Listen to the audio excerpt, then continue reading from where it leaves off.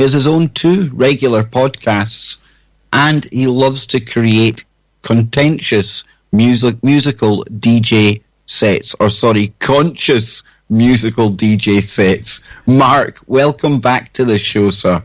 Well, they're contentious as well, Kev, yeah. Well, this is very true. That must have been some kind of Freudian slip, man, but here we are. Probably was, yeah. The Beltane holiday, we come together like this, and like I was saying, it's almost as if the universe made it happen on this date, man. There's a beautiful irony to it, isn't there? Because, as you said, this date was selected completely randomly. We were supposed to do this show a few weeks ago. We rescheduled. I looked at my diary, and this just happened to be a free date that I could make. And it was only afterwards that I realised, damn, this is Beltane, Walpurgisnacht, this hugely significant date in the occult calendar, in pagan traditions and various different occult traditions from the ancient world. And this happens a lot with shows that I schedule. I don't realise until afterwards the significance of the date, so it feels as if forces are conspiring to make this happen. So I did a show with Mike Williams, Sage of Quay, on 22nd of March, 322, which is another important number. It's associated with Skull and Bones, the secret society out of Yale University. And the 22nd of March is actually the start of the 40-day period that we're just coming out of to usher in spring. And it's a period of sacrifice in different occult belief systems. We can get into that. But I just happened to schedule this show with Mike, and then I realised, well, this is 322. Then last year, I had a show scheduled with Raconteurs News, and the only date that I could make around that period was 9/11, September 11th, so we had plenty to talk about regarding that date. Then I did another one on the 22nd of November, which is the anniversary of the Kennedy assassination, and it's also the date that the late author Dave McGowan passed away on. And I only realised afterwards that there was some significance to that date as well. And so here we are on the 1st of May, not by design, or is it? Well, this is the question, and we were having a really quite deep and philosophical quick chat before the show tonight. And if that's anything to go by, I really think the listeners are going to enjoy this one. And it's this Beltane festival I really want to drill down on to start with, Mark, because I mentioned in there a lot of people kind of associate this time, especially in the Wiccan tradition, with a time of sacrifice. Now, having done a show with you before, we see very questionable events and deaths happening in and around not only Hollywood, but the music scene as well. And a lot of people concentrate on Hollywood, but I'm glad you're bringing together all of the musical stuff as well, because just as an effective form of programming as Hollywood. But it's these kind of sacrifices, these rituals that seem to take place. Today, I was half expecting some kind of big musical name to pass away just to mark the occasion. Well, me too, yeah. It's almost disappointing that they didn't. I'm just being flippant when I say that. There's certain names that I wouldn't be too sad about, but we won't go into those. Yeah, very interesting what happens in my neck of the woods on this date, actually, the city of Oxford, where I was born. A lot of people seem to think that I'm connected in some way to the university or the academic establishment of Oxford. Absolutely not. Never went to university, was never a part of that. It's just somewhere I happen to have been born, that's all. And I've always lived around these parts. But there's this strange ritual that takes place at dawn on the 1st of May in Oxford, where a bunch of students from the university jump off a bridge known as Magdalen Bridge into the river. And the river that flows through Oxford is the Thames, but while it flows through Oxford, it takes on the name of the Isis. Interesting. It's known as the Isis just in Oxford, and then it becomes the Thames again. There's this ancient ritual that's been going on for, 300 years or more probably, where these kids jump off the bridge into the river. And the thing about it is the river is very shallow, and every year there are casualties. Kids break their legs and, undergo all kinds of horrific accidents because it's not the safest thing to do. But nevertheless, it goes on every year. The police close all the roads in the area, and it's complete ritual. And I'm sure most of these kids taking part in it have no idea what it symbolises, what it's all about. They just do it because it's tradition and they've been entrained to do it. Another thing that happens quite a lot in these parts and maybe all over the UK is May dancing, which is where young kids are made to take part in these maypole rituals. And this is a fertility ritual. So you've got this maypole, which is a phallic symbol representing, male fertility. And it's got all these ribbons coming out the top of it. And these kids grab the ribbons and dance around the maypole and create these patterns with the ribbons. And this goes back to pagan times. And, it's associated with this time of the year. It's preparing for the return of the sun to its highest point in the sky in the northern hemisphere, which works on both a globe and a flat model, by the way. You can still have hemispheres in both those systems. But anyway, it's preparing for the summer solstice of the 21st of June, because we're into the 8th of the year now that leads up to that point. And these rituals are all about celebrating the sun and its life-giving properties and its return to that high vortex point. So we're at the end of this 40-day period now to usher in spring, which begins round about the 22nd of March and runs all the way up to the 1st of May. And in the ancient calendar, the year actually began in March, and there were 10 months to the year. You can see this by looking at the months of September, October, November, December, and looking at the start of those names. Sept meaning 7, Oct meaning 8. They were the 7th, 8th, 9th and 10th months of the year before January and February were added. And I think that was just another way to tilt us out of balance with the natural order of things and the harmonious links that humans have with their surroundings. It's like changing the clocks every year. It throws us out of sync. It just puts us into chaos, and we lose that connection with our surroundings. Just another trick in the toolbook of the controllers, But if you have a radio and you just you're not quite tuned in right, it's just kind of off the setting, and it's so annoying because it's nearly right, but it's not quite right. And, that's a perfect way of thinking about, why they changed the calendar for a start. Yeah, and we get a cover story for everything. We're told we changed the clocks because of the farmers, so they get an extra hour of daylight to do their work. Just sounds like BS to me. It just sounds like a classic cover story to give a simplistic, infantile explanation for things, which really doesn't make a whole lot of sense that everybody takes part in this just because of that reason. So anyway, you've got the year divided up into these eighths. You've got these midway points between the solstices and the equinoxes.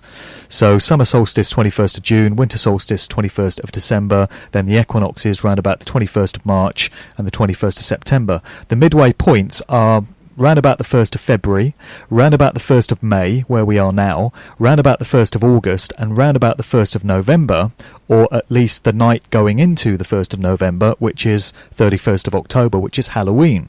So these dates all have kind of occult significances, and they mean a lot to different belief systems and different religious traditions.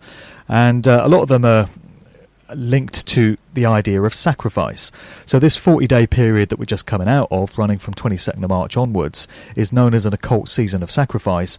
I did a radio show with Mark Passio a couple of weeks ago where he was breaking this whole thing down, and he was pointing out that in the modern world today, we still have dark occultists who observe these traditions and still abide by these ritualistic ceremonies that go with them, which unfortunately includes the idea of human sacrifice to the sun and to these other deities that these occultists worship. And, unfortunately, these are the people that are at the very helm of things like the entertainment industry and the world of business, the world of politics, all these different aspects of our daily lives. As I'm sure won't be a surprise to many of your listeners, the world is not run by the people we think it is. You've got all these shadow groups and networks and individuals tied to secret societies and these occult belief systems, this dark priest class of practitioners who are pulling all the strings, and that's as prevalent in the music industry as it is anywhere else. So the idea is that during this very important period leading into the second part of spring, these occultists feel the need to offer the odd sacrifice or two, and every now and again, besides other unfortunate victims that would appear to fall foul of this, it does involve the odd celebrity. That's as the theory goes. So just recently during this period, this 40-day period, we had the announced death of the electronic dance music DJ and producer Avicii, and he's said to have died on the 20th of April. The period around the 20th of April is very interesting in its own right, because there have been many significant world events which have occurred at this time, particularly in recent years, going back over the last 20 years or so. We've had events such as the Columbine High School massacre, the siege and burning of the compound at Waco, Texas, the Oklahoma City bombing, the Deepwater Horizon event in the Gulf of Mexico where people died and that whole area was polluted by the oil spill. These all occurred round about the 20th of April. We also had the rapper Guru of the group Gang Starr, who died on the 19th of April 2010 in some very strange and very dark circumstances. It's very tragic to me that so few people seem to remember Guru, because he was a great artist and he put out some really empowering and conscious music over the years, but hardly anyone talks about the strange circumstances in which he died, and a lot of it seems to be linked to this guy Solar, this guy known as super producer Solar, who he was working with at the time, and who shows all the signs of being some kind of mind control handler of his, and having had a very dark hold over his life. There's many different aspects to that, but a lot of people that looked into this at the time seem to think that Solar was practicing some kind of occult ritual on Guru, which resulted in his last days being very, dark. We can put some more detail on it, but that was the 19th of April 2010. If you cast your mind back 2 years to the 21st of April 2016, we had the announced death of Prince, of course, and this coincided with the Queen's 90th birthday. Then this year we get the announced death of Avicii, 20th of April, 3 days before the birth of Prince Louis of Cambridge, the latest child of William and Kate. Don't know if that's connected at all. It may well not be, but as you always get in such situations, loads of people leap onto these kind of announcements and make all kinds of proclamations and claims as to what's going on. So whenever you get a major celebrity passing away, you always get these claims and these counterclaims from various people. And what you hear is, on the one hand, oh, well, it happened just as we're told it did. People do die. Avicii, for instance, was very ill. He had a catalogue of medical problems. We shouldn't be too surprised that he passed away. These things happen. Somebody else will then counter that and say, well, no, we're in this season of sacrifice. We've seen this kind of thing before. The industry is run by occultists. They do these rituals and they take out one of their own from time to time. That's what's happening here. Then you'll get somebody else saying, no, actually, none of these artists ever really die. It's all a hoax, and they just retire the public persona and they go off to live out the rest of their days somewhere on an island or in some kind of witness protection program, and they're all having a big laugh at us. It's all a big hoax. So as a researcher and a truth seeker trying to make sense of all of this, you've got all these different possibilities which enter the equation, and you have to try and use your discernment and whatever evidence is at your disposal to try and figure out the truth of the matter. And you really do get it with everyone, Kev. With David Bowie, there was all kinds of theories as to what was going on. Same way with Prince, same way with Michael Jackson, Chris Cornell, Chester Bennington, And so we've got this with Avicii. Many different... the same as I experience it as well, Mark, and, I cover so many topics, and the one that really leaves me banging my head is anytime anything happens in the world, it takes seconds for somebody to type, right, this is it, another false flag. Yep. And like you say, you get the other crowd come in, no, everything's real. And again, you get the whole crisis actors, everyone's crisis actors, they're all laughing at us. So, it's almost like the modern minefield of the internet and social media, or anti-social media, as I call it. I prefer to take the article somebody shared, Mark, take it away and, really, really try and understand it. Try and get to that deeper meaning of it. Listen to my gut, almost, before I look at what anyone else has said. Well, I'm very suspicious of anyone that comes out, particularly straight away after an event, and claims they've got it all figured out, and they're the ultimate word on it, and they know what happened, and if you don't believe them, you're some kind of idiot. So anyone that can be that sure about something is either operating to some kind of agenda, or their ego is absolutely out of control on steroids. I'm not 100% certain of many things, and I can't come out and make that kind of proclamation that this is what happened in this situation and it's 100% fact. There's a few instances where I'm able to say that with some confidence, but for the most part, with the type of work I do, I just don't know. The truth is, there are many different possibilities as to what's gone on with a particular situation, and we can weigh them all up. We can go with our best guess and our instinct, but I would never be so bold as to say I've got it all worked out in the majority of situations. And certainly when it comes to the announced passing away of celebrities, I don't know how you can be 100% certain of which of these events, which of these options is true, unless you were actually a part of that event, unless you were in that inner circle and you were involved in it in some way. That is the only way in which you can be that certain. Absolutely. And, I imagine that, like me, you've probably got a checklist of little red flags, little indicators that you do look for to see whether this is something worth pursuing. And when I heard about Avicii's passing, it was almost looking through the cracks in my fingers, because I honestly believed that we would probably find that Avicii was 27 years old. And that's like a red flag when it comes to music industry deaths, Mark. But thankfully, he was 28, I believe, right? Well, that's right, yeah. I was kind of expecting him to have been the latest member of the 27 Club as well, because there's not been one for a while. I think the last one was Amy Winehouse, who died in 2011 at the age of 27. So, as people probably know, there's been this long list in music history of artists that have passed away at the age of 27 in some strange circumstance or other. Jimi Hendrix, Jim Morrison, Brian Jones of the Rolling Stones, Kurt Cobain, Pigpen of the Grateful Dead, Amy Winehouse, many, many others. Maybe people are getting onto this too much. Maybe it's becoming a bit too obvious, and so they've had to take a break on getting rid of them at 27. So Avicii passed away at 28, whatever the circumstances are. But there is an assortment of red flags, and there's a bunch of clues and indicators and strange aspects. There always are.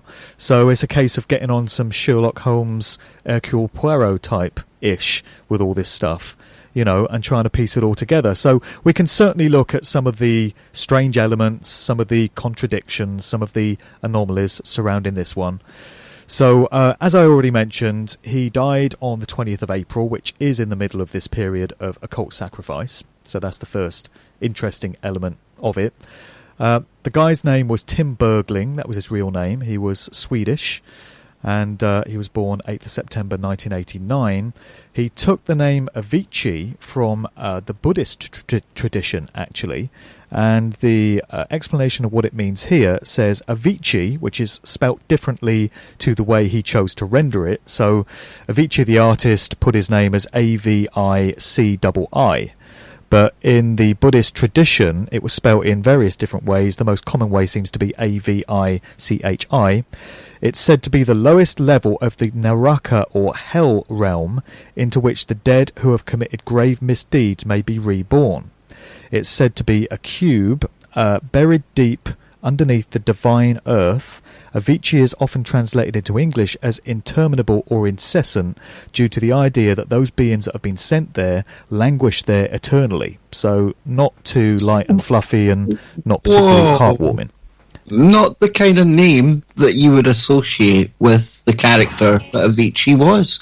This is amazing. We're on the break. We'll come right back. We'll be getting more from Mark Devlin. Check out his newest book, Musical Truth 2. More to come. Don't go anywhere. Mark Devlin is my very special guest on tonight's Kev Baker Show, right here on TFRlive.com. Please, I urge you all, go and check out markdevlin.co.uk. His latest book in the Musical Truth series. It was released in February. Musical Truth, Volume 2. I was joking with Mark before the show that, this is the kind of topic that just keeps on giving. And Mark, you were even saying to me, you could probably write one of these books every year, because there's just so much to get into when it comes to all of this stuff. Well, that's right. There could be so many volumes of musical truth for however many years I've got left on this plane. I'm not sure I want to be that guy that keeps on putting these out. I don't really want there to be a Musical Truth Volume 73. Not that I'll probably be lucky to live enough that long enough. But there's never any shortage of information to put out, and it seems there's always new stories to keep you on track. But really, I don't want to be doing this forever. I don't want to be letting people know how messed up this industry is and how it's all about mind control and social engineering and stuff, because there comes a point where you get it, or you're supposed to get it. You don't really need the detail to be continually piled on it. Once you've got it, now you have to start taking some action and doing something with it. And I use the information I put out as a wake-up call for people. In many ways, it's entry-level material to alert people to the fact that this world is not what we thought it was. And if you have these organisations, these networks, these entities controlling the music industry, well, then they're going to be controlling everything else, aren't they? Because they're not going to have left the world of politics alone, and the world of academia, and the world of science, and the world of the military and big business and everything else. And Mark, this entry-level information, a brilliant way of putting it, and that's what I love about this show and the work that you do, because it doesn't matter if people are aware of any of the topics that I cover here on the show, or any of the alternative media, any of that stuff. Something like Avicii that happened just recently. I mean, you can get into the conversation there, start introducing aspects of your work that really kind of bring down the barriers, and from there, that entry level, you can start to give them the bigger picture, because if you start slapping them about the face with some depopulation agenda right off the bat, people are going to run the other direction, man. Well, that's right. So, it's entry-level material, but there does come a point where you have to progress onto the next level, which is people taking some personal responsibility. I don't want people to just absorb all this information. It might be titillating to start with. It might be captivating. It might be fascinating. But as I say, there comes a point where you have to say, okay, I get it now. I understand. Now, what are we going to do with this? How do we collectively take personal responsibility to take back some of our power and understand that we're being controlled by a ridiculously small number of people and groups in all these aspects of our lives. So if I can alert people to that by talking about some artist names that are going to make their ears prick up, whether it's Jay-Z, Beyonce, the Beatles, The Doors, David Bowie or Avicii, then that's the job that I'm trying to do.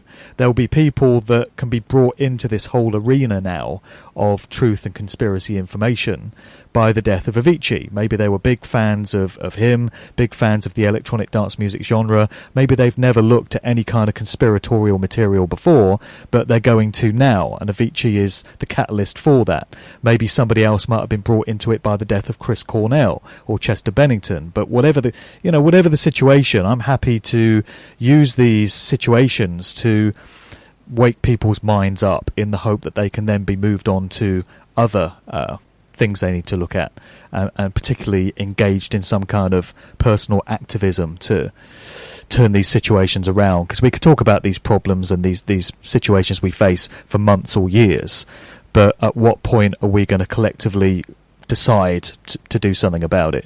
Just wanted to make that point. But we can go back to Avicii and some of the stuff surrounding him. So we've got the origins of his name, which is interesting in itself. We've got the circumstances in which he turned up dead. So it's very well known that he suffered a catalogue of health issues.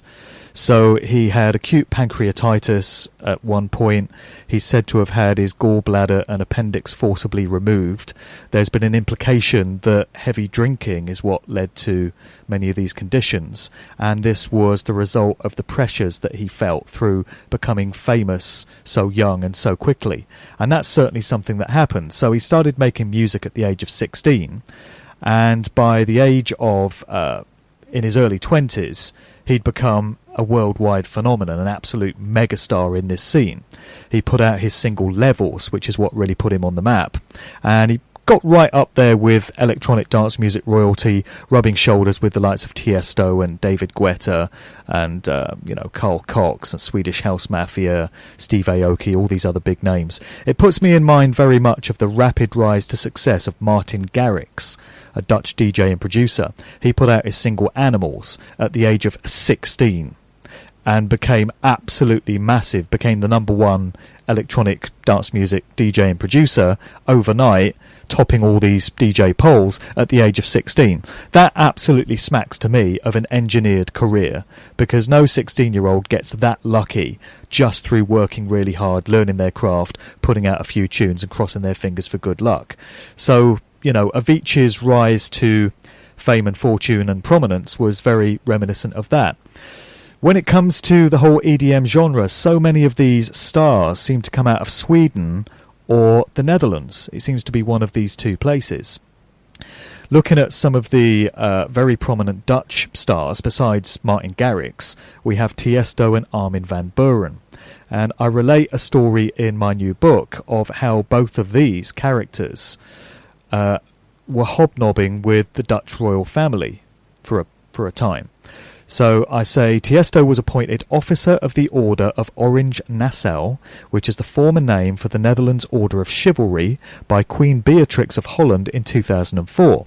Fellow Dutch DJ Chucky, there's another one, who originally hails from Suriname, was made a commander in the Order of the Yellow Star by that nation's president.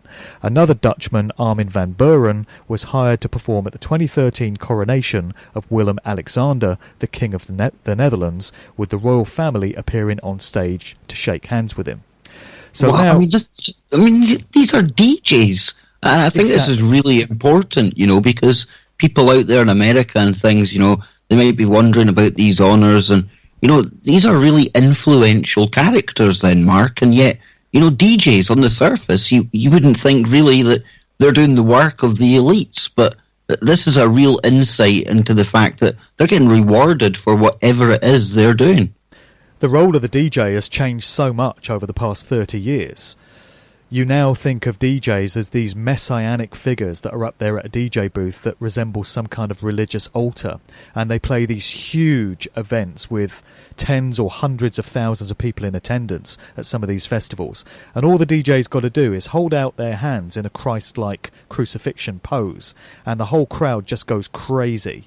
And they can make a hand signal to the crowd or start clapping their hands, and hundreds of thousands of people will follow their movements and in unison mimic what that character is doing. So they're really like religious figures presiding over these throngs of worshippers. And that has really changed, because as little as 30 years ago, DJs were just blokes that played records. And before the whole acid house scene kicked off, and again I'll go into that big time in my new book, talking about how the UK acid house scene, which kicked off in late 1987 and 88, 30 years ago, was known as the second summer of love. It really changed clubbing culture. It really changed people's perceptions of dance music and DJs and weekend socialising rituals. But prior to 87, DJs were just blokes in pubs and community centres and small clubs that just played records and did Miss Wet T-shirt competitions and naff stuff like that. And now we have them as these religious kind of icons. And British DJs are starting to get MBEs and OBEs now. This is an incredible thing. So Pete Tong, BBC asset that's been on Radio 1 for the last 27 years, picked up an MBE the other year, presented by Prince William. Jazzy B of Soul to Soul is an MBE. Norman J, DJ out of London, famous for his Good Times sound system at Notting Hill Carnival, is an MBE. Goldie, the drum and bass DJ and producer, is an MBE. And David Rodigan, the reggae legend, who started out as an actor and is the son of a military officer, which is something we see time and time again, is also an MBE. So all these British DJs are starting to get these accolades from royalty. We got those examples of the Dutch DJs getting those accolades from the royalty of their land. And now we've got this story of Avicii, who, after this catalogue of health problems and all these medical issues that he's had, turned up dead in Muscat, Oman. It was originally reported that he was in a hotel room. He turned up dead in a hotel room, which is a very common factor with many artists.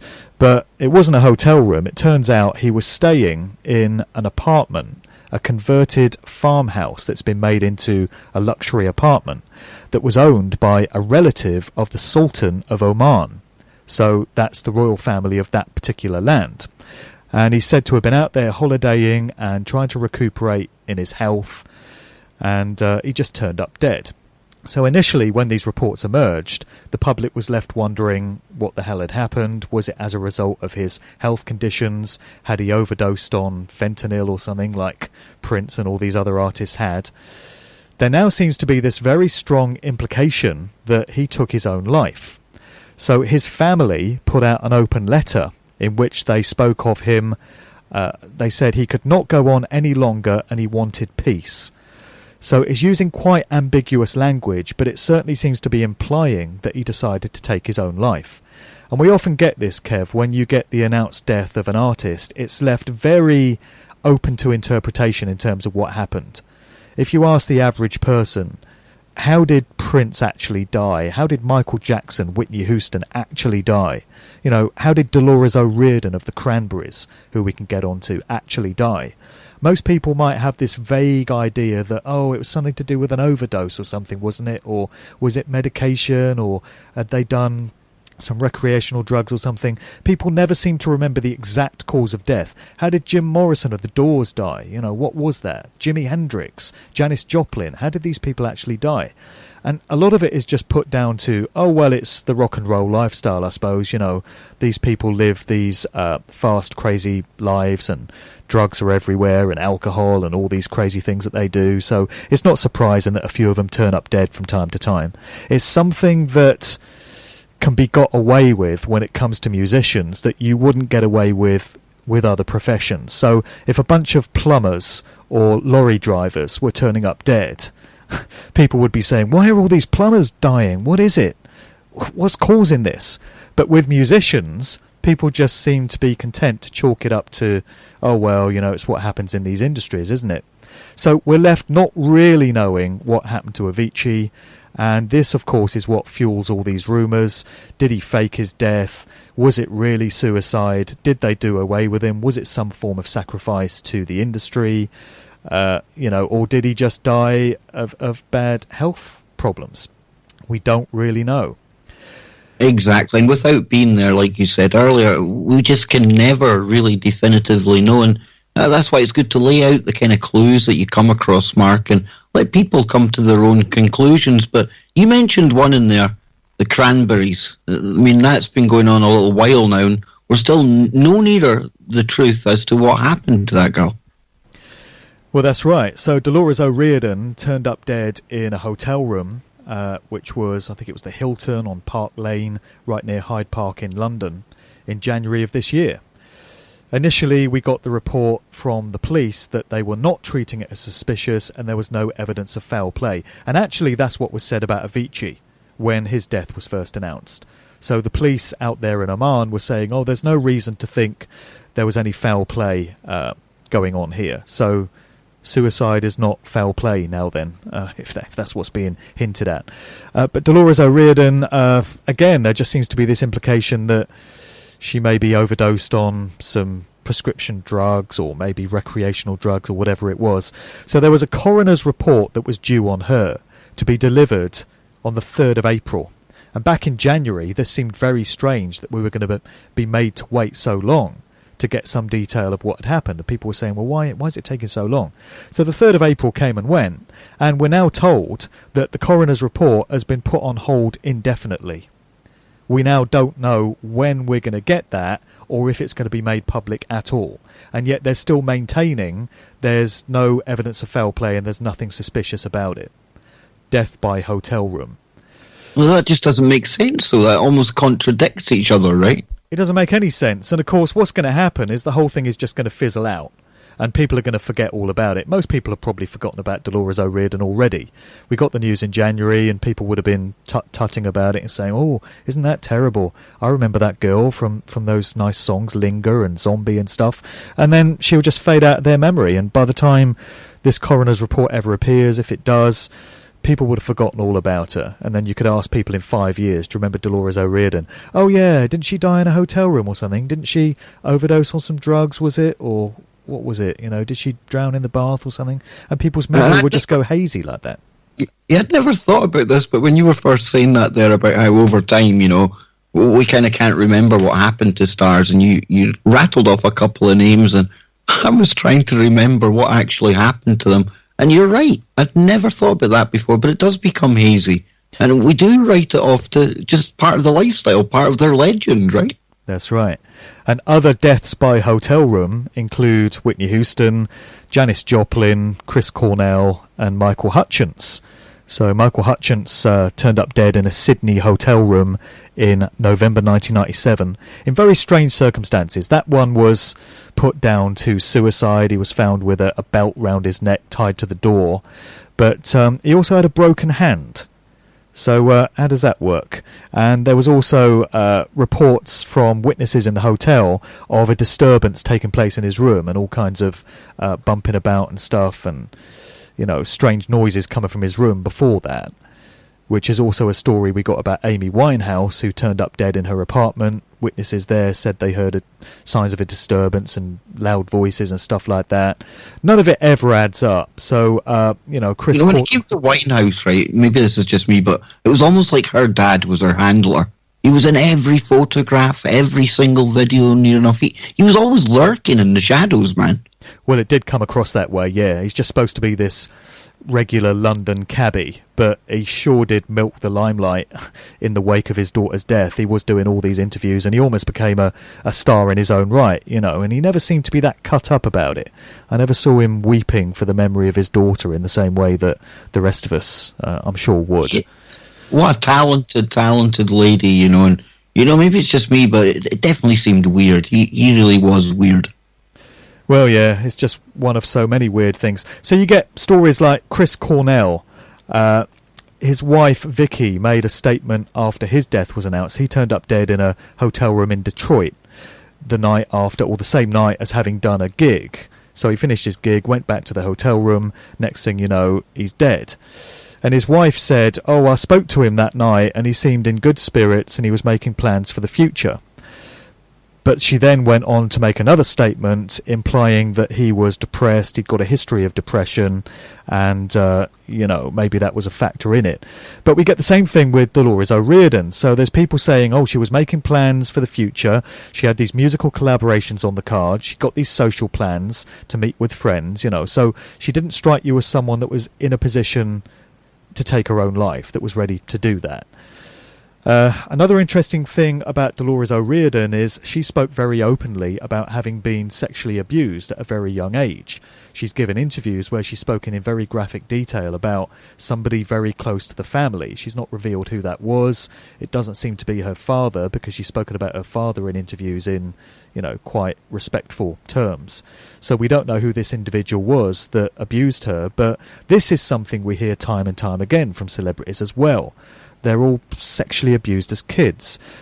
Chester Bennington spoke of this as well, the singer with Linkin Park, who turned up dead 2 months after Chris Cornell and was connected to Chris Cornell in many ways. All kinds of theories there as to what was going on, but Chester Bennington spoke of having been sexually abused as a kid, and I think Chris Cornell spoke of something similar as well. So this seems to be a very common factor in many of these artists' lives. Something that a lot of people think may link Chris Cornell and Chester Bennington, who died last year, with Avicii, is this idea that all of them were in some way trying to issue a warning to the public or a revelation as to elite paedophile rings and child trafficking that goes on at very senior levels. So this brings us back to the video to Avicii's song For a Better Day. Have you seen this one yourself, Kev? No, I have not, Mark. Right, well, it started doing the rounds again. It's getting shared quite widely. It came out in 2015, so not a new video by any means, but it's quite shocking and disturbing on any level. And I've seen some stuff, but this is, quite shocking to me. It's very hard-hitting. It's quite difficult to comprehend how this was passed for mainstream public viewing. and how somebody signed it off and said, yep, that's fine, we'll get that out on the TV networks. The song bears no relation to what's being depicted in the video. So the video puts me in mind of this movie that came out in 1996 called Sleepers. It starred Kevin Bacon, and Robert De Niro was in it as well.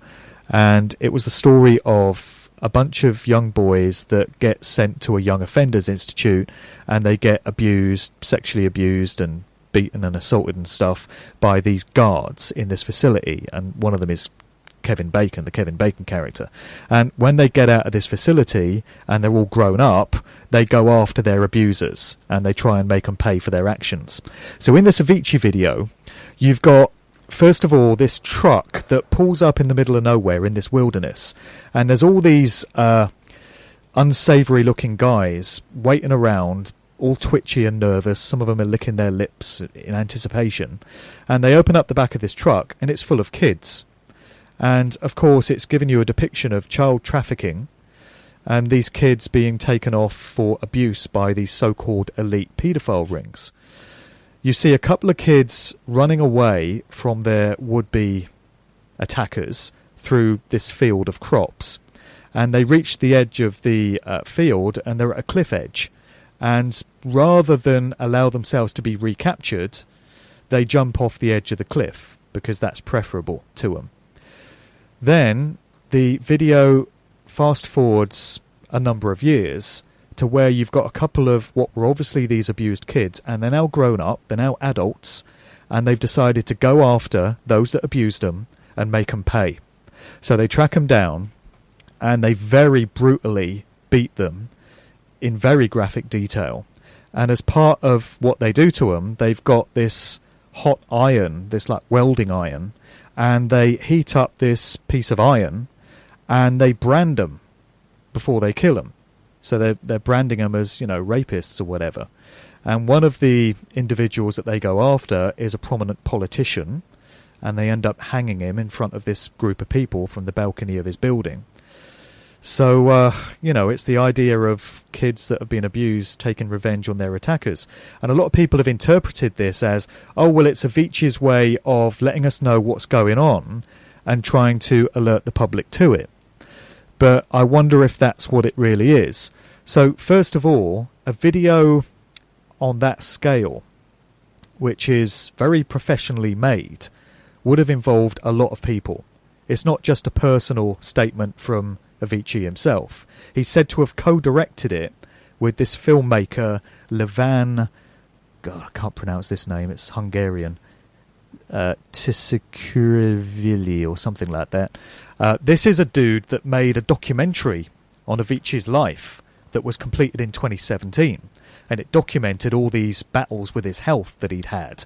And part of the documentary was filmed in Avicii's hospital bed, where he's talking about all the pressures of touring and how his rapid ascent to fame had made him ill. So anyway, this Levan guy is said to have co-directed this video to For a Better Day. But it would have been a collaborative effort, so there would have been a number of people involved. It would have had to have been signed off at a senior level by executives within these corporations. So if it was just Avicii trying to make a personal statement, there's a number of other people involved that could have said, well, no, we're not going to let this get out. Absolutely not. This is not appropriate at all.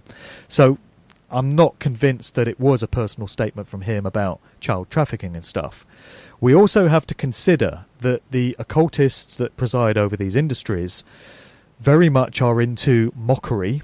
They like to mock us profane ones and rub our noses in it by giving us depictions of stuff that goes on in the knowledge that the vast majority of people seeing it will not understand what's being communicated, and even if they did, they wouldn't be in a position to do anything about it. So it's kind of revelation of the method, where they feel the need to give you an indication of what they're doing so that we can't say we weren't told. But at the same time, like I say, they know that it will go over the heads of most people seeing it. Then another thing to factor in is what I talk about in my new book as a disarmament tactic. And this is where they give you the impression that a certain public figure, whether it's an artist or a consciousness guru or a business leader or whatever, is on our side and is one of us, because they appear to be making statements that articulate what the rest of us are thinking, and they kind of resonate with us. We find familiarity in what they're saying. They say all the right things. A good example of that would be Russell Brand, the other year. I was just going to say him. Yeah.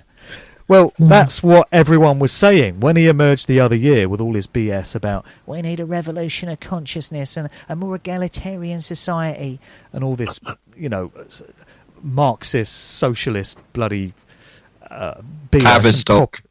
Tavistock engineered propaganda that he was putting out. What people commented at the time was, well, so much of what he says makes sense. He's saying all the right things. Yes, because that's a common tactic. That's what they do. They make them say all the right things, so you think they're one of us and on our side. Absolutely brilliant. Mark Devlin will be back after the break. Mark Devlin is my very special guest tonight right here on the Kev Baker Show, and we're moving into hour number 2 now. That first hour just went by so quickly, so much great information, and like I was saying, Mark's taken so much time and put in so much effort to not only research all of this, but then to connect all of these dots as well. Please check out markdevlin.co.uk, and of course he's just released a couple of months ago Musical Truth 2, and this covers the dark forces and some of the more kind of topics that your favourite artists wouldn't rather have you know about. I urge you all to check that out. And tonight we've been talking about Beltane and the season of sacrifice. And just recently, the music industry lost a very big and influential global star, a modern star in Avicii. I'm still trying to get over the Buddhist meaning to Avicii's name. Little did I know. But Mark, we're going to summarise this and then we're going to move off into other topics because there's so much for us to get into tonight. But your final thoughts on Avicii, sir? If I had to hazard a guess, and we were talking in the first hour about how whenever an artist passes away, you get these different options. It was a hoax. They died just as we're told they did. The industry took them out. There was foul play afoot. This is only my personal opinion, and it's a guess. So this is not me stating that this is the gospel truth that everyone should embrace. But my feeling about it is that he was probably taken out, because I think they do this from time to time. And they can do it with favourites, chosen ones that have served them well in their agenda up to that point. So we were talking about this video for A Better Day and how it appears to be Avicii exposing what goes on with child trafficking rings and elite paedophile groups. But there's no way that video would have got out if those that control him didn't want it to get out. So there would have been a reason why it got out into the public domain like that. Because look at Avicii's career trajectory. He became very famous very quickly, very young.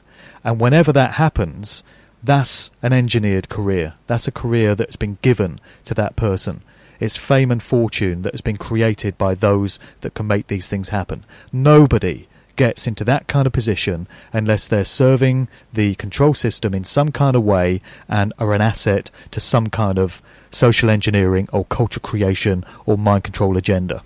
There are no exceptions to that. That's a sweeping statement. That's something I'm coming right out and saying because I've done enough research now to know how this dynamic works. You don't get one or two that just slip through the net. You get a few that start to become successful in their own right, and they exhibit some skill and talent, and that will be the point where somebody representing the controllers of the industry will step in and offer them a contract to elevate them a few more rungs up the ladder, So that's certainly how some of these artists' careers start out. But nobody enjoys that level of meteoric success that the likes of Avicii and Martin Garrix and Tiesto and all these other EDM stars do without doing some kind of work for the system. Social engineering is everywhere. In the new book, I go into what the electronic dance music scene worldwide is now being used for, which in a nutshell is normalizing and making acceptable ideas of artificial intelligence and futurist transhumanist societies, which is what we're heading into. Getting people ready, young people particularly, very impressionable young people whose minds are very easy to shape and mould, getting them to revere technology and getting them ready for this smart grid Internet of Things, which they want to roll out. If you can get an entire youthful generation to embrace all that and think it's really cool and really great through subliminal ideas that have been implanted into their mind through the music that they listen to, and the parties and festivals that they attend, and the drugs that are rewiring the chemistry of their brains, then it's a job well done. It's just another tactic in the toolkit of the social engineers. That's what's been going on. Absolutely. And, this generation now, Mark, unlike ours, I mean, from the minute they've been born, they were born into this smart grid, this world, this digital world that we all now find ourselves in. And they're able to get into the minds of these children younger and younger. And I'm really keen on you emphasising just how much music can be used as a tool, a social engineering tool, and how there's historic evidence of this in the past, because this is the real important thing I want people to take away, aside from the kind of infotaining facts that we'll talk about on here, like the things surrounding Avicii's and others' deaths. The important message for people to really understand is the power of the actual music they're listening to, and the real reasons what it's really been used for, because that's lost on a lot of people when they get into their favourite artists or their favourite bands. Yeah, they like that band, that artist, but do they really know what's going on? Music's been used as mind control for centuries, or millennia even, going back to ancient tribal traditions and communities. Ritual music and dance has been a big part of the lives of so many cultures around the world. And then going through the era of classical music, where it was all to do with compositional structure and tones and things like that. It's all to do with sound frequencies and what happens on an unseen level with, what goes into these recordings that can have such a powerful effect on the human mind and the human psyche and the rhythms of our body and all kinds of things. So sound can be used for healing, and very often is. There are therapy centres that specialise in using exposure to friendly, benevolent sound frequencies as a way of healing people of all kinds of medical conditions and bringing them out of persistent comas and things like that. But the opposite can also be true. There's duality everywhere in existence. So where there's good, there's the capacity, the opportunity for evil, if the will is there on the part of the practitioner. So if somebody is out to do you harm, then they've got a great toolkit at their disposal in terms of being able to use sound frequencies for that. Very dissonant, discordant sound frequencies. This brings in the whole 432 versus 440 hertz tuning pitch issue, which I think we probably discussed on a previous show. But yeah, music and sound can be used to control people.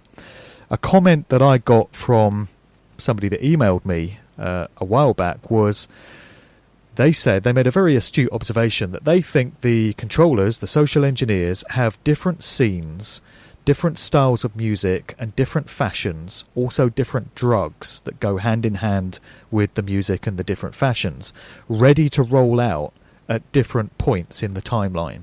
So they judge when they feel it's appropriate to roll out a new trend, a new fad, a new movement. So in 1987, for example, the time was deemed right to unleash this thing called acid house. If you accept that it was co-opted from the start. It's possible that it had slightly more organic beginnings, but it was certainly decided to steer it off in certain desired directions. Then this person was saying, well, there's the whole drum and bass scene that kicked off in the 90s, and it would have been judged appropriate to bring that in at a certain point. Going back, you had punk and new wave emerging in the 70s, coming off the back of progressive rock, seemingly as a backlash against that whole thing. And there's so much evidence to show that the punk scene was completely manipulated and contrived. I've got a big chapter in the new book on that as well, when you look into the backgrounds of some of the affiliations of the prominent punk musicians and producers and managers of the bands. There's absolutely no doubt that that was a control mechanism for social engineering once again. And then you can take it back to the 60s and psychedelic rock, the whole counterculture thing, which has been very well documented. So this person was making the point that for every generation and in every part of the world, really, because some of these things are rolled out in America, some of them come out in Britain. In the case of electronic dance music, a lot of that has come out of Holland and Sweden and other parts of Europe. They've just got all these different ways of controlling large numbers of people ready to go. And it's drugs in combination with fashion, social attitudes, and music styles. They always have their Pied Pipers, they always have their chosen leaders to kind of kickstart these scenes and be the flag wavers for it. So think of Britpop, for example, that whole thing, Cool Britannia in the mid-90s. That was completely manufactured. A lot of it was down to trying to win favour for Tony Blair's new Labour Party when they were trying to get them elected in 1997. On the 1st of May, incidentally, that date again, which is when that whole ritual took place of Labour getting their election victory and all these hordes of people taking to the streets and celebrating. That was a big ritualistic ceremony that was going on that very important date of 1st of May. Just going back to the Avicii thing very briefly for a second, I've spoken to a couple of people in Sweden that have told me about the very strange and hugely influential atmosphere that took place in Stockholm when there was a big ceremony to mark the passing of Avicii and, ostensibly celebrate his life. So they brought out 1,000 singers and thousands of people, tens of thousands of people, took to the streets of Stockholm to mark this occasion and, supposedly celebrate the life of Avicii. And these couple of people in Sweden said it must have been like this when Diana passed away, in Britain in 1997. And there was this strange feeling that seemed to sweep up the whole nation because Avicii really was a big megastar in Sweden and, a household name. So there seems to have been a ritualistic aspect to this event that was connected to his death, and that won't be insignificant. So, I was just talking about the Cool Britannia thing. That's a very good example of social engineering and how an entire movement that seems to be organic and grassroots and to have come naturally, actually, with the passage of time, can be shown to have been completely manipulated. And the leaders of that whole scene were Blur and Oasis, fronted by Damon Albarn and Noel Gallagher. Damon Albarn took an OBE the other year. So these things, MBEs, OBEs, are basically awards for services rendered. And it's often for services different to what we think. So we're told somebody like Damon Albarn gets an OBE for his contributions to music and culture, But I think the truth of the matter is he's been doing different kinds of work. He played a very key role in that whole Britpop thing, and through his group Gorillaz, he's also been helping to normalise this transhumanist futurist society, because the Gorillaz appear as these digital holograms, and he's made comments about how in the future they'll be able to put holograms up on stage at performances like Glastonbury, and they won't even need to turn up because the holograms can do the concert for them. So he's kind of getting you ready for an entirely technological digital society where that way of doing things becomes the norm. So in my view, he's a system cooperator, he's a game player who's been doing some work, and got rewarded for it. Then you got Noel Gallagher, who attended that famous party with Tony Blair at Number 10 and is sipping champagne with him and stuff.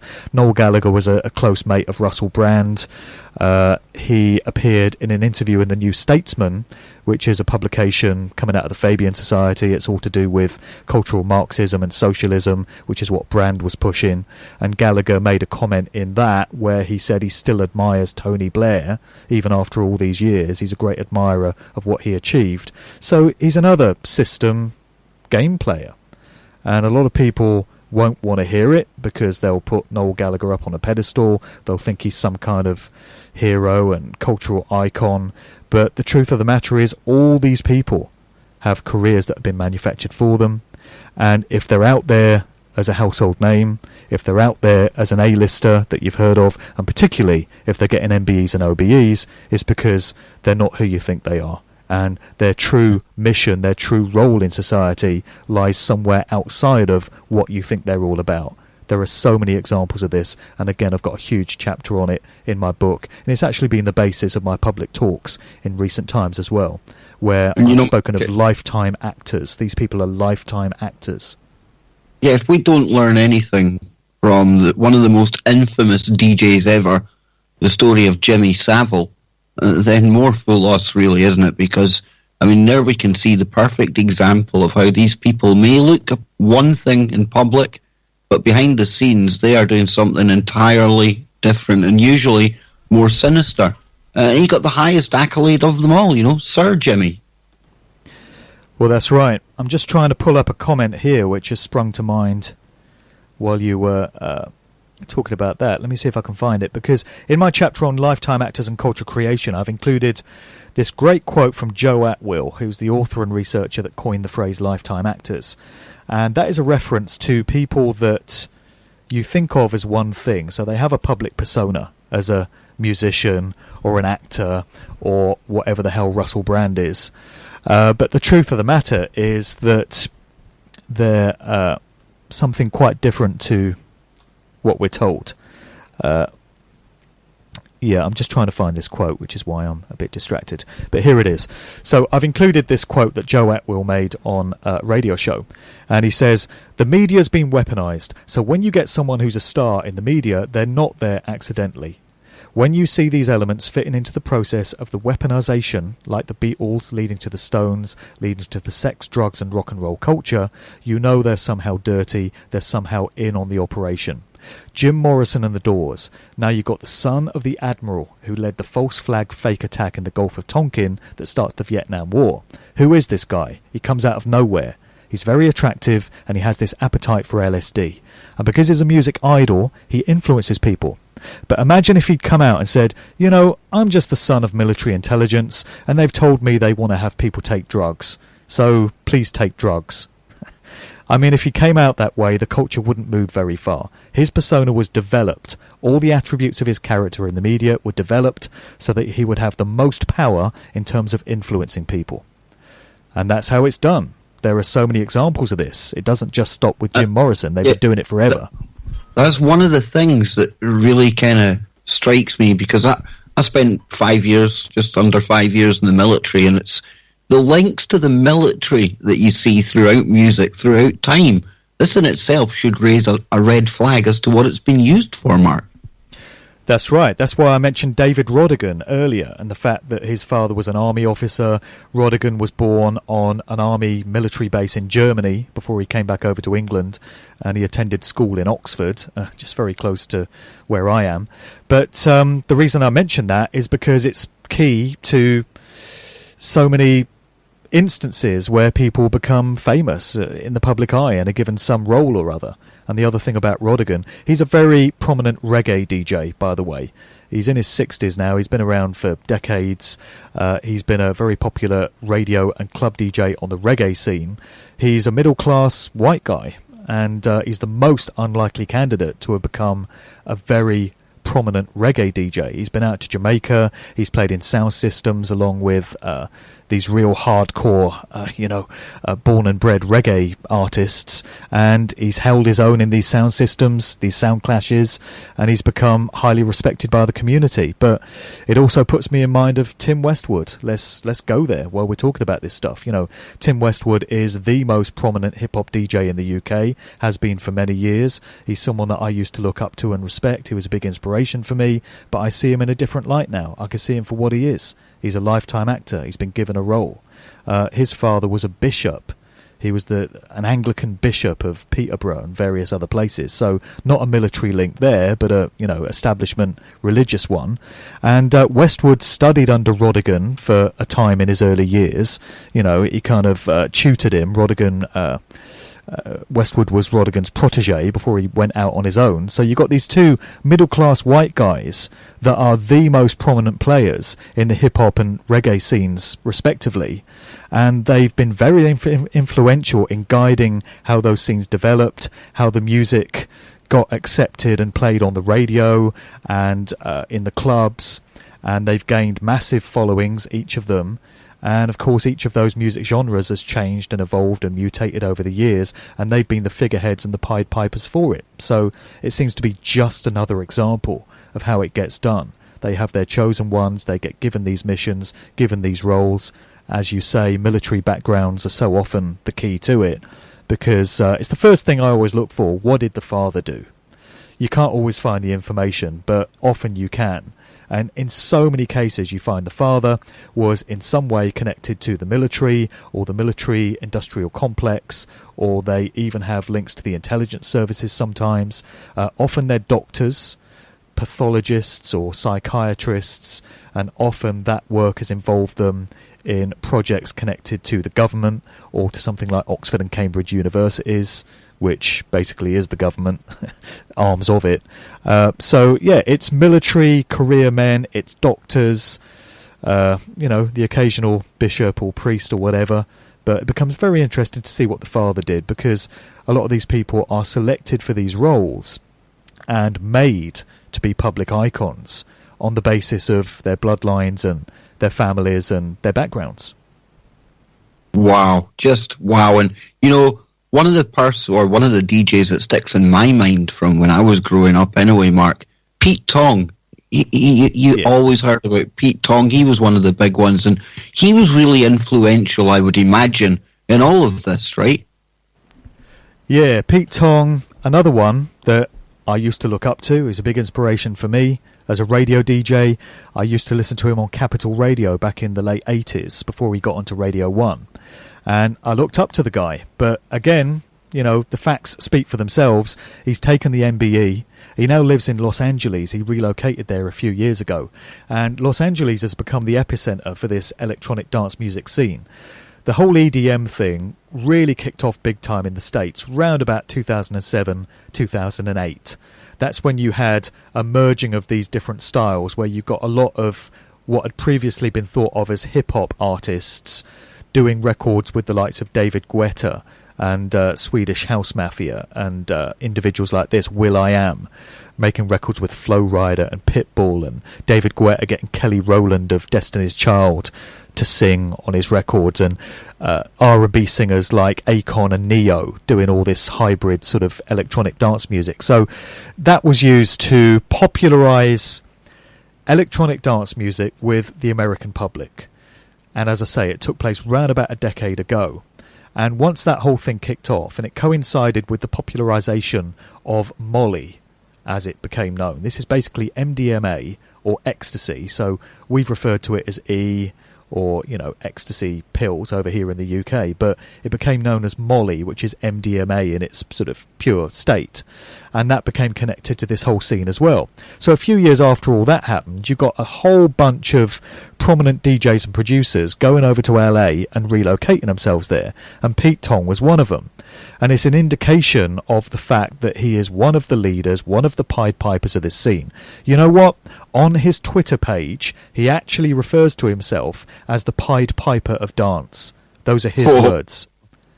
We've seen the transfer of the Beatles from the UK to the US back in the day, and now we're seeing it from the UK to the US when it comes to this electronic dance scene. And I think this is kind of indicative of what's going on, right? Because what happens here musically is very important, and it's going to go global once it takes off, right? So it's important to watch just what they're programming us with. And, with the music today, Mark, it worries me. It really does, because more and more we're even seeing artificial intelligence being involved in the writing of music. And with the knowledge they have about the frequencies and everything else, who honestly knows what they're programming into the minds of people going to these mass rituals, also known as concerts? Yeah, well, I can't stand to listen to any pop music now. And I just can't stand to have the radio on. If I do have the radio on, it has to be an oldies station. It has to be 70s and 80s stuff, because I can't stand to listen. Honestly, since the year 2000, Kev, there's just nothing in the mainstream that has impressed me. There are no bands, there are no soloists that I've really lapped up. I can think of maybe 4 or 5 songs since the year 2000 that have been big commercial hits that I've actually liked, that I would be keen to listen to again. I'm exactly the same as you, and I'd hazard a guess. I'm 41, 42 soon. I would say we're about the same age, and same as you, man. I just can't take to modern music. I only found out about something called grime a couple of months ago. What the heck's grime? I've got no idea what's going on. My son looks at me like I'm some kind of dinosaur. Yeah, well, grime, there's another story. Wiley is one of the main grime artists, has been since the start. And he picked up an MBE the other week as well. Same week as Ringo Starr, I think it was. So now we got grime artists starting to get these recognitions as well. But my observation about pop music, I'm a little bit older than you, but we're basically the same generation. It's tempting to think that you've just become a grizzled old miserable bastard that is out of touch with youth culture. But it's not that. It's not that. There's more to it than that, because so many people that I speak to of my generation, and even people that are slightly younger, say the same thing. They say pop music has been garbage, straight garbage, since at least 2000. And it's not you. You're just picking up on the fact that these songs have no foundation to them. There's no soul, there's no spirit to them, there's no message in the music, there's nothing profound about the lyrics, the sound frequencies, the production methods just don't make you feel good, they don't uplift you, they don't galvanise or motivate you in any way, in the way that music used to. And you can point to so many examples from previous decades. So it is an agenda. Pop songs are being written by mathematical algorithms and artificial intelligence. You've got computer programs determining what's going to make a catchy hook and just building it into the way these songs are written. You don't get artists writing songs for themselves anymore. There's the odd singer-songwriter, maybe Ed Sheeran and people like that. But for the most part, these pop puppets, these bubblegum pop artists that are lapped up by teenagers, they just get these songs given to them. I've heard stories of a song will be ready to go for somebody like Britney Spears, and then at the last minute they think, oh, you know what? Nah, we won't give it to Britney, we'll give it to Miley Cyrus instead. So they're just puppets that are just performing what's given to them. Welcome back, ladies and gentlemen. One more segment with the brilliant Mark Devlin. Don't forget to check out the second book in his series, Musical Truth 2. You can head on over to markdevlin.co.uk. And before I forget, tomorrow night I'll be hanging out, I think, with Jimmy Jeans. I'll probably drag in Scotty Lopez, and we're going to be looking at the gaming industry and how it influences every aspect of our lives today. And the AI is going to feature highly on that show as well. And to round off the week, Bill Bain, the Exorcist, he's coming back on Thursday to catch us up with all of those creepy stories that he always brings. But back to Mark tonight. And Mark, before we get back into this, you do a ton of public speaking. Any conferences or anything coming up on the horizon that people can hopefully go and see you talking about all of this stuff? Well, I've done a bunch already this year. I did the Truth Mind Reality Conference in Phoenix in March, which was great. That's a new event. That went really well. I also did a bookstore event in LA, and I've been doing a bunch of UK ones as well. So I've touched London so far, Birmingham, Hull. I was at New Horizons at St Anne's just last week. The video to that went online today, actually. That's a great one as well. Upcoming, I've got a conference in Oxford, believe it or not. This is of great amusement to me because Oxford is a breeding ground for the elite establishment, of course. It's where all the bloody politicians and the oligarchs go to get their training. So I love the delicious irony of the fact that my mate Ben Emlyn-Jones is putting on an event called Dreaming Saucers. So I'm not so much into the whole UFO alien thing myself, but some of the speakers are going to be talking about that. Dreaming Saucers is wordplay because Oxford is known as the city of dreaming spires, so he's just put a little twist on it there. But I've been invited... Ben's a regular guest. We get him on once a month here. Such a brilliant guy. Met him physically at a UFO conference, and like you, I just can't speak highly enough of Ben, and I hope that conference goes really well, man. Yeah, thanks. Ben is a great guy. I went up to see Richard D. Hall in Birmingham last week with him, and we were sharing a car ride together, and he's just such a wealth of knowledge. He just knows so much, and he just reels it all off the top of his head, no notes necessary. So yeah, props to Ben. He's putting that on. I'm doing a talk there on Sunday, 13th of May. Then I'm doing Truth Juice in Leicester the following Saturday, 19th of May. That's a daytime event in the afternoon. I've got one in Bristol, Truth Juice Bristol, 25th of July. I'm doing the Open Minds Ireland Conference in November. That's now been rescheduled for the second weekend in November. It was supposed to take place in March, but the beast from the east shut it down. Severe weather, so that's now in November. I'm doing Open Mind in Copenhagen, if anyone's in that part of the world, in September, and I'm probably going to be putting a few more into the diary as well, but none up north so far. I've done a few up north this year. I'm just waiting to put a few more in the diary. Oh, you don't want to come up here, man. We're all choking to get out of this place. This is like a globalist wonderland north of the border these days, Mark. Don't come anywhere. It's terrible. But no, all joking aside, you know, one of the pitfalls, I imagine, in doing the work that you do, I mean, although music brings us all together, right? I mean, for some people, you're destroying their dreams, or should I say, their illusions about some of these stars that you talk about, and you point out some of the facts that these people would rather never come to the surface.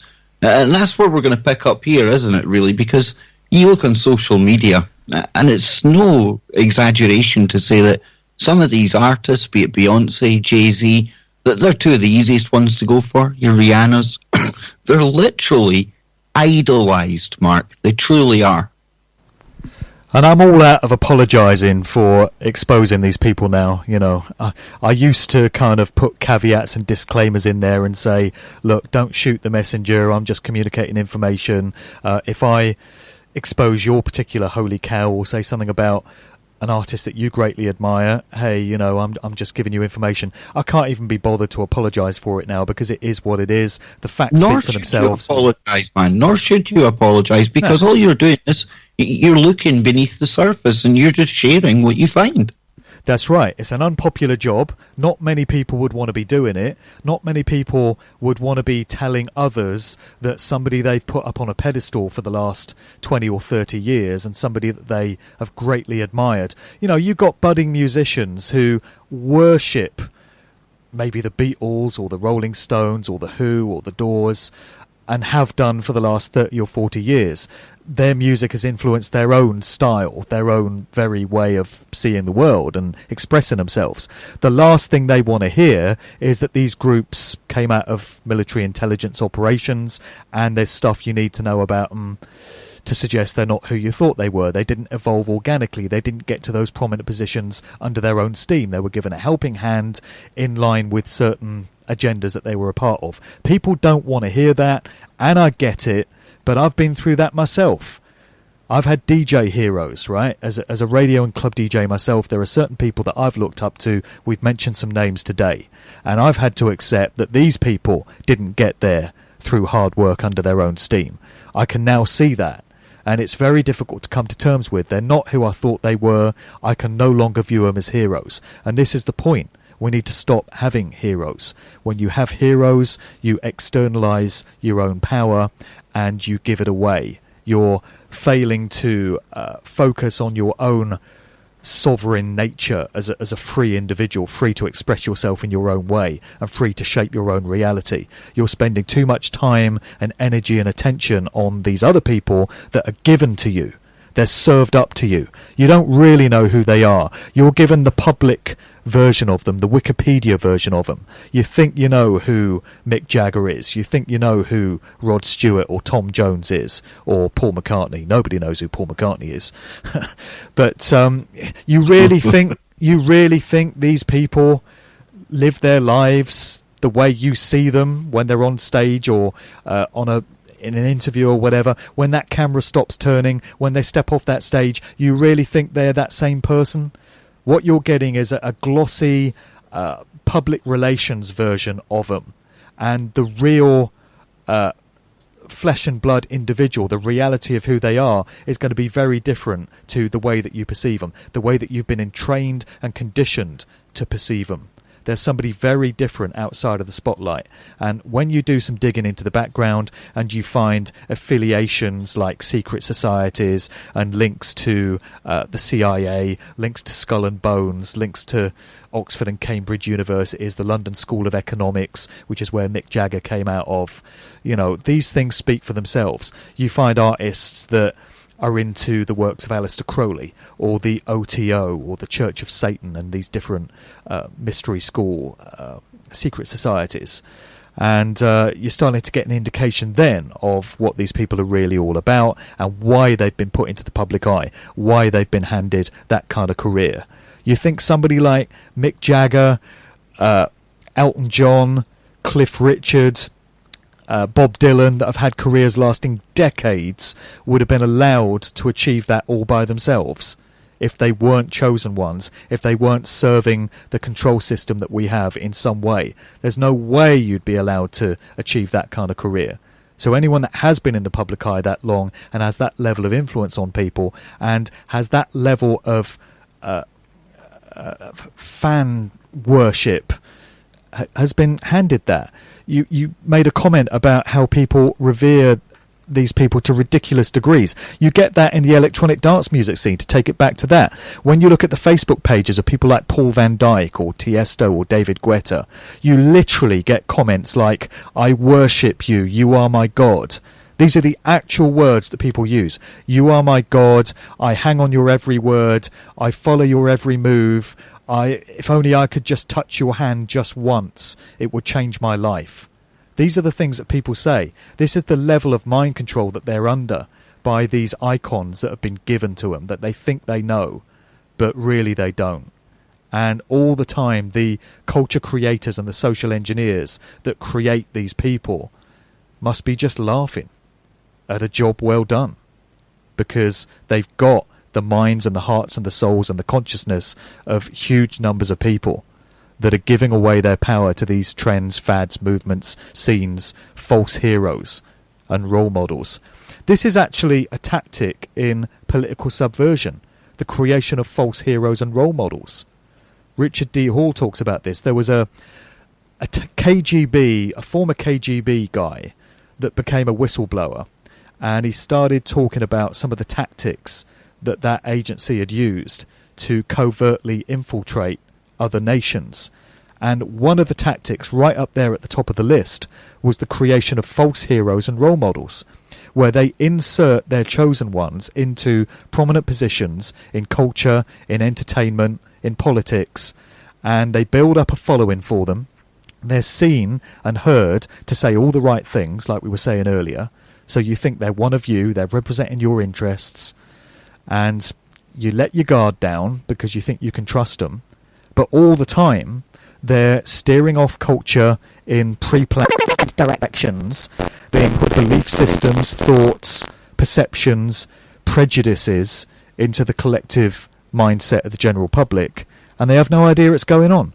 All because they put their faith in these false heroes and role models that they don't understand were served up to them as military-grade tactics in mass mind control. And, you know, when you look at some of these concerts, and we like to analyse the things like the halftime show at the Super Bowl, but there's something almost like a ritual to it nowadays. I've heard you saying before about how, you know, it just takes the DJ to lift a hand and the whole audience do the same thing. And it makes you wonder on that energetic scale, Mark, and I know you've looked at this as well. I mean, what's really going on a metaphysical kind of plane when it comes to all of these people gathering together, being programmed with this music, this message, and in all of their minds almost as one, like a hive mind. Pardon the pun, but it makes the mind boggle. What's really going on when you see these big concerts? Well, it's got to be having an effect, hasn't it? You know, I'm sure those of us that are old enough to remember can recall, like I made a reference to earlier, the very strange atmosphere that there was in Britain on the day of Diana's funeral back in 1997. I remember it well. I was DJing in a club in Cardiff that night, and so all through that day, that Saturday, we'd had televisation of the funeral, and there was this very sombre mood over the whole nation, and it affected everyone. So I went out to DJ at this club, and nobody wanted to dance. Everyone was just standing around the outside of the dance floor. Nobody had any enthusiasm to party the way they would have done any other Saturday night. And it was obvious that the mood of the nation had been dictated by this one ritualistic event. And these are young people that you'd think wouldn't normally give a hoot about, royalty or whatever, but even they were affected by it. So and this was like the UK's own JFK moment. I think anyone who was around at that time remembers exactly where they were and what they were doing when they heard the news that Diana had passed, right? And that shows it was almost like a trauma-based mind control ritual that was going on. Well, absolutely, and God knows what will happen when the Queen goes, whenever she does, if she finally does. What kind of sombre mood there'll be then, sadly, in the nation. There won't be a sombre mood in my house. I'll have the bunting and the party streamers out because... you and me both, sorry. You and me both. Exactly. So I won't be caught up in a black cloud of despair on that particular day, but that's just me. So anyway, these events have an effect on the morphogenic field, basically, this unseen realm in which we all live, where energy resides, and energy can be manipulated and shaped by the consciousness and the mood of large numbers of people. So if that consciousness and those moods are manipulated to be a certain way, it can have an effect on the desired outcome. A lot of people ask me, what was the deal with this whole electronic dance music psyop then? So, supposing you're right and this whole thing was manufactured, what are they hoping to achieve by having these big dance festivals with large numbers of people under the influence of mind-altering drugs, with all these subliminal visuals being flashed up, all this occult imagery, and all these sound frequencies being loaded into this digitally produced music? And the honest answer is I don't know, and I think a lot of it is simply going to be down to experimentation. I think a lot of these events are massive social experiments. They're being observed, monitored, surveilled the whole time by these social engineers, and they don't necessarily know what the outcome is going to be, but they just want to study what happens when you get large numbers of people together under those influences I just mentioned, and you've got music of a digital electronic nature permeating their minds, their consciousness, and helping to form this hive mind, this, shaping the collective consciousness of all these people gathered together in the same place. I'm sure a lot of it is just down to observing what happens. I think that's what... a lot of the science will be, and this is really important, because this hive mind, this is a big kind of facet of the transhumanist agenda.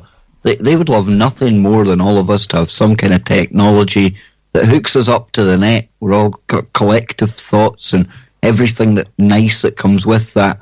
But, they'll still want to control that. And I imagine that when they, on this kind of scientific level, Mark, when they're looking at all these people gathered together, some of the kind of data they're getting back, that will build into models, and from there they'll be able to control the hive mind of the future that they're creating. And this is where we get a golden thread through the recent shows we've been doing again, because you mentioned that morphogenic field there a moment ago. And last week we had Nick Redfern on the show talking about the Slender Man. Now, the Slender Man, we were talking all about tulpas and the power of thought forms. And here you have some of these concerts, correct me if I'm wrong, but sometimes like 100,000 people all concentrating on the symbolism, the messaging, the music, and together, collectively creating that hive mind. Who honestly knows what ripples they're sending out into that field, maybe even shaping future events with some of the stuff that's going on there? You really, it's an open box, it's Pandora's box, because there's so many things that could be going on with the technology they have. You might remember there was a story that emerged a few years ago concerning the morphogenic field again, and the way it seems to have been affected by the fear and the trauma that was brought about by the events of 9/11. You may have seen this. There were sort of graphs that showed how the fear-based energy levels of the collective general public in different parts of the world were affected by the news of that event. So they showed you 10th of September 2001 what the levels were of this particular type of energy, these frequencies that were being exuded by humans, and then on September 11th there was this massive spike in this low density fear based energy as people all panicked and got traumatized by the events of 9/11, and then eventually as the weeks go by it all sort of dies down back to normal levels again. So that's a good example of how the consciousness of large numbers of people can be manipulated and affected by an event. So I'm sure there's a lot of that going on at these big dance music festivals. People react to it in different ways. So since I've put out my work giving my views on what's really been going on with this whole dance music scene for the past 30 years, obviously there's been a lot of denial. There's a lot of people telling me I'm an idiot, I'm a moron, I don't know what I'm talking about. I was actually a part of those scenes, you know. I was actually at many of these parties, and I'm very familiar with the way that whole thing took off. I'm old enough to have been a part of it in a way that I wasn't with the 60s counterculture, so I do come with a slightly informed perspective, but I still get told I don't know what I'm talking about, and people just aren't having it. They say, no, this thing was pure, man, this changed my life. Doing ecstasy, doing mushrooms, doing acid has opened up my consciousness to new levels, and I'm in a place now where I wouldn't be if I hadn't done all that stuff, and the dance music scene saved my life. I'd be in prison now if it wasn't for going to these raves, and that may well be the case. But you also get other people who will say, yes, I can see it now. I can see the manipulation that was taking place. I actually regret doing so many drugs. I regret hanging out at so many raves because I can see that I was wasting my time and it was taking me away from other constructive things I could be doing with my life and applying my energy.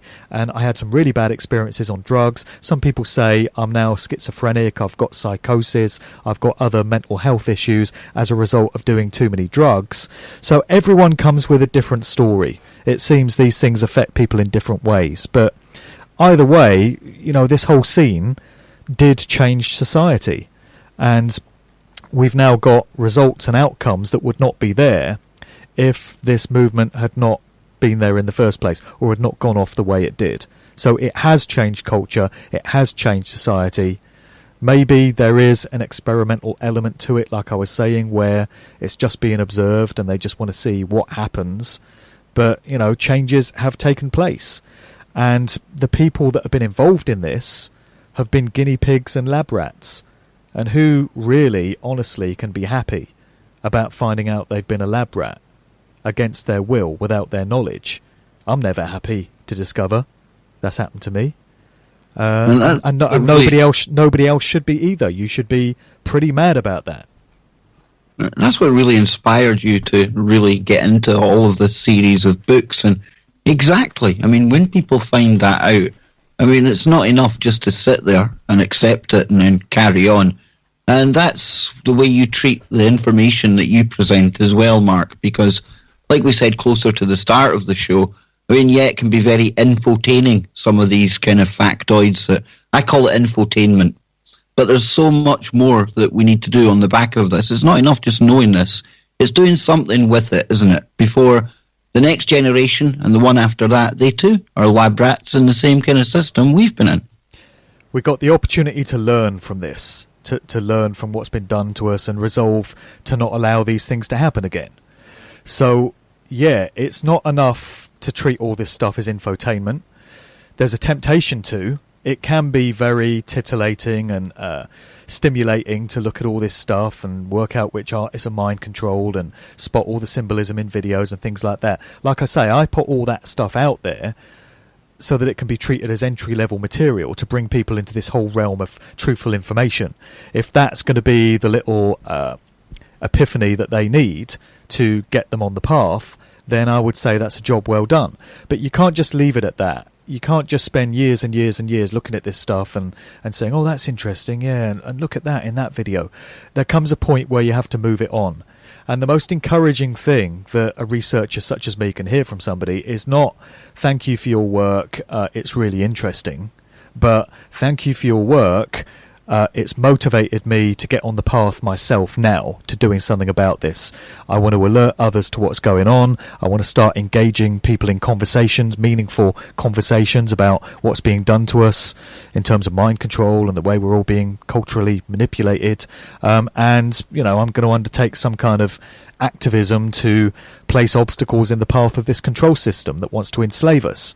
And so much of this comes down to what is known as natural law, universal law, the law of cause and effect, consequentialism, whatever you want to call it, which is where this reality is structured in such a way that our thoughts, emotions, and actions have a direct bearing on the type of physical experience that all of us undergo. That happens on an individual basis and on a collective basis with a society. So the creator, whatever the creative force is behind this place in which we find ourselves, and who really can deny that there is some greater power that is a little bit more important than us humans. We're under the dynamics of this creative force, whether we choose to accept it or not, or like it or not, or whether we believe it or not. There are certain functions in this realm of reality that go on either way. And the way it works is it dishes out consequences according to the thoughts, emotions and behaviours that we choose to take. So we are gifted with free will as sentient human beings, and we can choose whether we take actions that are in line with morality and the golden rule that falls under natural law, the non-aggression principle, which can be stated as do no harm. Do not treat others in a way which you would not be treated yourself. Do not put harm into the world, basically. Do not undertake behaviours that cause harm to other sentient beings. If everyone were to understand that golden rule and apply it in their lives, the resulting physical manifestation that we would get would be very different to the one we've got now. We live in a world of chaos and destruction and death and misery and suffering because not enough people understand how this dynamic works. And we've been manipulated and programmed not to understand it, of course. We've been manipulated and programmed into a satanic mindset. Exactly. This would be the best Mandela effect ever, Mark. If 7 billion of us just changed our mindset overnight, we would wake up tomorrow and literally the change that we always crave, it would already have happened. It's been a blast hanging out with you tonight. Now, quickly, we've only got about 30 seconds, but one of the listeners at work right now, Melissa, we might be smashing one of her idols here, but Dave Gilmour, Pink Floyd, is he a good guy, bad guy? Is he one of these kind of lifetime actors? I suspect he is. Comes from an aristocratic background. I suspect that he was inserted into Pink Floyd to have an effect on where that group would go. He was brought in at the time that Syd Barrett had to be kicked out because basically he was going mad and insane, supposedly from too much LSD, although it was probably mind control that was responsible for that. He also is said to have discovered Kate Bush and put her on the map, and there's a lot of suspect things about Kate Bush that I've discovered in recent times too. Show on Kate Bush, but Mark Devlin, ladies and gentlemen, check out the book, Musical Truth 2. I'll be back tomorrow night. Until then, wherever you are, make it TFR. Then touch that dial.